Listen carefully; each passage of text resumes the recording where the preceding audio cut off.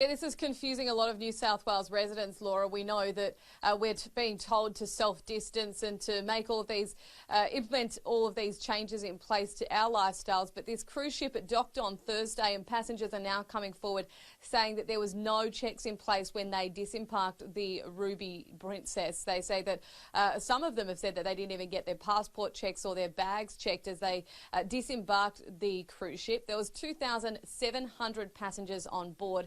And while it docked on Thursday, the first confirmed case results didn't come back until Friday. But now we've seen more than 40 people from that cruise ship diagnosed with COVID-19. A lot of questions surrounding exactly what happened.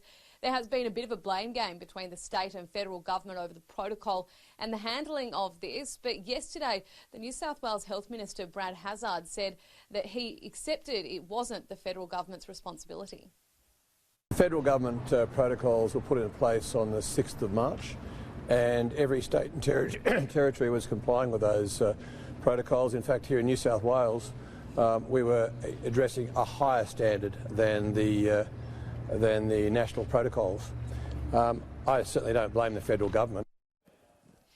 Given that we saw the Diamond Princess in Japan about 6 weeks ago dock there for about a month or so with all passengers contained on board because of fears over coronavirus, it is bewildering to many that much later in the piece, in this spread of coronavirus, we could see such relaxed measures in place. Many of the passengers that disembarked the cruise ship actually hopped on public transport to then get home. So a very worrying story here. We know that the Australian Defence Force has now actually been called in to try and track down the passengers on that cruise ship to try and see how many other passengers test positive for coronavirus.